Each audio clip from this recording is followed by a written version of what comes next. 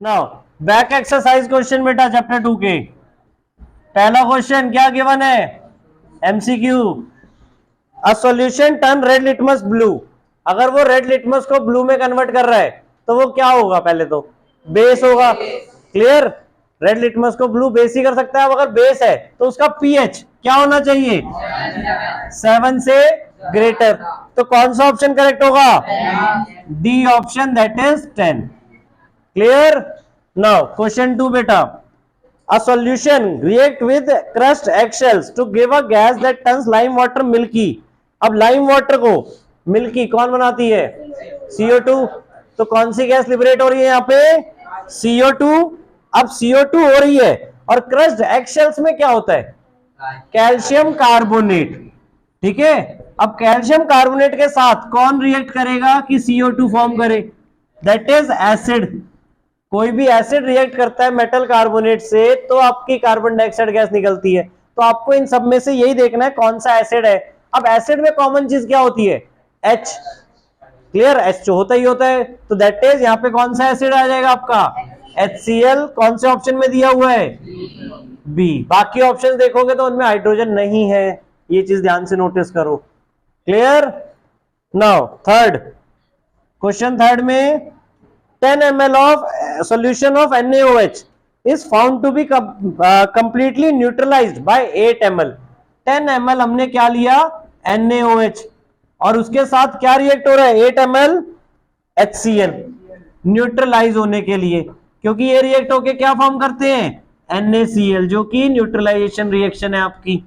Acid plus base एक दूसरे को न्यूट्रलाइज करते हैं, ये भी बहुत इंपॉर्टेंट रिएक्शन है आपके इस चैप्टर में। क्लियर। अब क्या बोला है, अगर 10 ml की जगह NaOH हमने 20 ml ले लिया तो वो 20 ml NaOH को न्यूट्रलाइज करने के लिए कितने ml HCl होना चाहिए। अगर 10 को 8 कर रहा है तो 20 को कितना करेगा, इसका डबल, क्योंकि यहां अमाउंट आपका डबल हो गया, तो दैट इज 16 ml। सो कौन सा ऑप्शन, डी ऑप्शन। ठीक है ना, गेसिंग नहीं करनी है, प्रॉपर सॉल्व करके माइंड में या लिख के प्रॉपर, तब आपको ऑप्शन पे आना है। ठीक है। नाउ क्वेश्चन फोर्थ क्या है आपका, which one of the following types of medicine is used for treating indigestion. Indigestion सबको क्लियर है, स्टमक में जो एसिड ज्यादा हो जाता है तो उसके लिए। सो उसके लिए हम कौन सा यूज करते हैं, एंटासिड। ठीक है, एंटासिड क्या हो सकते हैं, या तो माइल्ड बेस। ठीक है, माइल्ड बेस आपके लाइक बेकिंग सोडा या फिर मिल्क ऑफ मैग्नीशिया। ठीक है, उन सबको हम एंटासिड बोलते हैं। एंटासिड क्यों बोलते हैं, क्योंकि वो एसिड के इफेक्ट को खत्म करते हैं। Clear, antacid opposite of acids. ठीक है। Now fifth question, now fifth question में देखो आपको क्या बोला है, जो वर्ड रिएक्शंस हैं वो आपको कंप्लीट करनी है और बैलेंस करनी है। वर्ड इक्वेशंस को कन्वर्ट करना है नॉर्मल रिएक्शन इक्वेशंस में और बैलेंस करनी है। डाइल्यूट सल्फ्यूरिक एसिड, तो सल्फ्यूरिक एसिड का फॉर्मूला क्या है, H2SO4। इसको किसके साथ रिएक्ट करवाया, जिंक ग्रैन्यूल। क्लियर। अब यहां पर ध्यान से देखो टाइप ऑफ रिएक्शन कौन सी हो रही है, डिस्प्लेसमेंट रिएक्शन। ठीक है, वैसे तो acid plus metal gives metal salt plus hydrogen, but type of reaction में अगर आप देखोगे तो इवन चैप्टर 1 की तरह ये कौन सी रिएक्शन है, डिस्प्लेसमेंट। अब डिस्प्लेसमेंट में आपको ध्यान क्या रखना होता था कि जिस भी मेटल के साथ रिएक्ट करवा रहे हो वो हाइड्रोजन से ज्यादा रिएक्टिव होना चाहिए, तभी डिस्प्लेस कर पाएगा। क्लियर। तो यहाँ पे क्या रिएक्शन बन जाएगी आपकी, ZnSO4 प्लस H2। और पहले तो अब ध्यान से बेटा वैलेंसी सही है इसकी। ठीक है, जिंक की वैलेंसी 2 होती है तो ZnSO4 आपका फॉर्म कर जाएगा। उसके बाद बैलेंसिंग, बैलेंस भी है, हाइड्रोजन 2 है, हाइड्रोजन 2 है, जिंक 1, SO4 पूरा एक साथ भी देखे तो SO4 है यहाँ पे। क्लियर, आगे समझ में। इसी तरह बाकी रिएक्शंस भी फिफ्थ पार्ट की हो जाएंगी। सबकी वैलेंसी आपको ध्यान रखनी है बेटा, चैप्टर 1 का ही एक तरीके से क्वेश्चन है। क्लियर। और रिएक्शन आपको उस बेसिस पे कि एसिड मेटल के साथ रिएक्ट कर रहा है तो मेटल सॉल्ट प्लस हाइड्रोजन बनाएगा। एसिड प्लस मेटल कार्बोनेट होता तो क्या बनाता, metal salt plus carbon dioxide plus water. ठीक है, तो जो रिएक्शंस आपने पढ़ी हुई है जिस टाइप्स की, उन्हीं रिएक्शंस में से कुछ ना कुछ आ सकता है। क्लियर, आपको कंप्लीट रिएक्शन अपने आप करनी है, उसके बाद बैलेंस करना है। Now sixth question, sixth question हमने एक एग्जांपल में भी इंटेक्स क्वेश्चन में भी किया था, अल्कोहल और ग्लूकोज के पास हाइड्रोजन होता है बट वो एसिड की कैटेगरी में नहीं आते हैं। क्लियर? अब ये एक्टिविटी के थ्रू कैसे हम शो कर सकते हैं, हम उनसे इलेक्ट्रिसिटी पास करवा के देखेंगे। क्लियर? अब आपने किसी सॉल्यूशन को वाटर में डिसॉल्व कर दिया, उस टाइम तो हमने कहा था कि H+ आयंस लिबरेट नहीं करते हैं, बट आप शो कैसे करोगे कि H+ आयंस लिबरेट नहीं करते हैं। अब वाटर में डालोगे तो वहां पे H+ आयंस आपको दिखेंगे तो नहीं ना, तो आपको कैसे पता लगा कि H+ आयंस इतने लिबरेट किए कि नहीं किए हैं? तो आप क्या करोगे, इलेक्ट्रिसिटी पास करवा के देखोगे। अगर इलेक्ट्रिसिटी पास हो रही होगी दैट मींस H+ आयंस है, यानी फिर एसिड की कैटेगरी में आ जाएंगे ये। अगर इलेक्ट्रिसिटी पास नहीं हो रही है तो इट मींस ये एसिड नहीं है, यानी H+ आयंस लिबरेट नहीं कर रहे हैं। क्लियर? एक एक्टिविटी भी आपको इवन दी हुई है, वही वाली आप यहां पे लिख सकते हो। कौन सी है? 2.8 पेज नंबर 22 पे।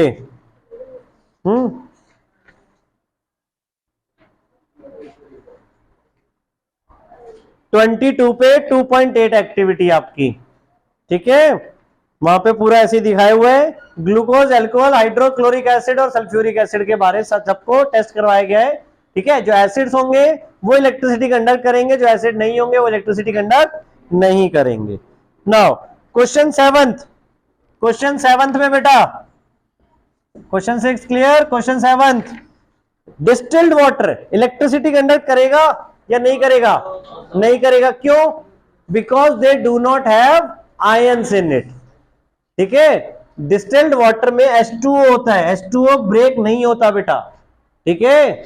आपका जो भी एसिड, अगर आपको किसी भी प्योर वाटर को कंडक्टर बनाना है तो कोई भी एसिड, सॉल्ट या बेस उसमें डिसॉल्व करना पड़ता है। ठीक है? आपका जो डिस्टिल्ड वाटर है वो इलेक्ट्रिसिटी कंडक्ट नहीं करता। ठीक है? बट आरओ वाटर बोले तो है, क्योंकि उसके अंदर मिनरल्स डिसॉल्व होते हैं जो हमारी बॉडी को नेसेसरी होते हैं। ठीक है? इसलिए आरओ वाटर आपका कंडक्टिंग होता है। डिस्टिल्ड वाटर का मतलब समझ गया ना, बैटरी वाटर आपका इन्वर्टर की बैटरीज में जो फिल्ड किया जाता है। Now question 8, why do acid not show acidic behaviour in the absence of water? तो क्या रीजन है इसका? Because they do not produce H+ ions in the absence of water. ये इंटेक्स क्वेश्चन में भी डिस्कस किया था हमने एक। क्लियर? नाउ क्वेश्चन 9, 5 सॉल्यूशंस आपको दिए हुए A, B, C, D, E। अब इनके pH दिए हुए हैं 4, 1, 11, 7 और 9। अब इसमें हमें क्या बोला है? पहले बताना विच सॉल्यूशन इज न्यूट्रल। तो न्यूट्रल कौन सा है? D। ये हो गया ए पार्ट का सॉल्यूशन आपका। B स्ट्रांगली अल्कलाइन, C ये हो गया आपका। देन स्ट्रांगली एसिडिक, ये आपका जिसका pH सबसे कम है वो स्ट्रांगली एसिडिक होगा। Then weakly acidic, A। ठीक है ना? जिसका pH 1 to 7 के बीच में है या 4, 5, 6 अराउंड, वो वीकली एसिडिक की कैटेगरी में आएगा। उसके बाद वीकली अल्कलाइन, ये हो गया आपका जिसका अल्कलाइन बेस। बेटा अल्कलाइन बताया था मैंने आप सबको, क्या होता है? Water soluble base. ऐसे बेस जो वाटर में सोल्यूबल होते हैं, और जनरली हम उन्हीं बेस को जनरली यूज भी करते हैं। ठीक है? क्योंकि बाकी बेस आपके इफेक्ट शो नहीं करेंगे। ठीक है? ड्राई स्टेट में। Now arrange the pH in increasing order of hydrogen ion concentration. Increasing order of hydrogen ion concentration का मतलब कि सबसे कम वाले को पहले रखना है। तो इन सब में सबसे कम हाइड्रोजन आयन किसमें है? जो सबसे ज्यादा बेसिक है उसमें सबसे कम हाइड्रोजन है, दैट इज C। फिर उसके बाद E, फिर D, फिर A और फिर B। ठीक है? तो आपको increasing order of hydrogen ion concentration इस वे में लिखना है। क्लियर? और वहां पे लिखना भी है कि हमने क्या लिखा है, increasing order of H+ ions. ठीक है? जो भी चीज आप लिख रहे हो बेटा वहां पे लिखना स्पेशली कि क्या चीज बताई है आपने। ठीक है? नाउ 10th क्वेश्चन, अगर हम इक्वल रिबन ले लें, किस किस की इक्वल लेंथ, मैग्नीशियम रिबन की टेस्ट ट्यूब A और टेस्ट ट्यूब B में, और उनमें क्या मिक्स करें? HCl और एसिटिक एसिड। अब इन दोनों में से कौन सा स्ट्रॉन्ग एसिड है? HCl। तो जो स्ट्रॉन्गर एसिड है वो जल्दी रिएक्ट करेगा, जो वीक एसिड है वो स्लोली रिएक्ट करेगा। सो क्या बोला? Is added to test tube B, in which test tube will the fizzing occur more vigorously and why? तो किसमें होगा? ए वाले में, HCl वाले में। क्यों? Because it is strong acid. Strong acid है, so it means it will react more quickly then acetic acid. ठीक है, जो ज्यादा स्ट्रॉन्गर होगा वो जल्दी रिएक्ट करेगा। Now question 11th, fresh milk has a pH of 6। How do you think the pH will change as it turns into curd? अब curd क्या होता है? एसिडिक होता है। कर्ड क्या होता है? कौन बोला बेसिक? कर्ड क्या होता है? एसिडिक। तो एसिड का pH 6 से ज्यादा होगा या कम होगा? कम होगा। तो हमें क्या पूछा है कि अगर फ्रेश मिल्क का pH 6 है तो pH किस तरफ चेंज होगा अगर जब वो कर्ड में सेट होगा? तो pH विल डिक्रीज। ठीक है, pH क्या हो जाएगा आपका? डिक्रीज हो जाएगा। क्लियर? या लोअर द pH भी आप बोल सकते हो कि लोअर हो जाएगा pH।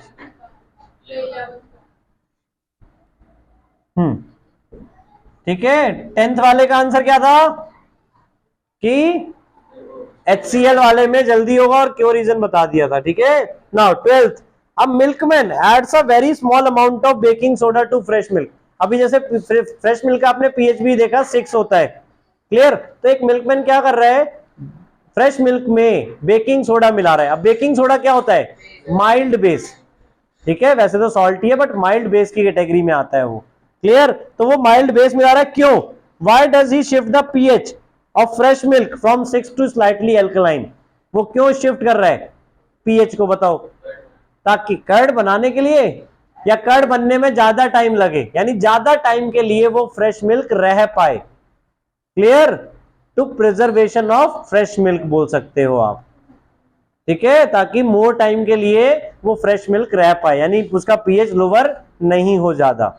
आया समझ में? आपने pH बढ़ा दिया, अब क्या होता है? जो बैक्टीरिया वगैरह अवेलेबल है जो कर्ड बनाते हैं, ठीक है, वो pH को नीचे करते हैं धीरे धीरे। ठीक है, तो अभी अब हमने pH बढ़ा दिया है, तब ऊपर से नीचे आने में टाइम लगेगा ज्यादा, तो ज्यादा टाइम के लिए हम उसे ऐसा फ्रेश मिल्क यूज कर सकते हैं।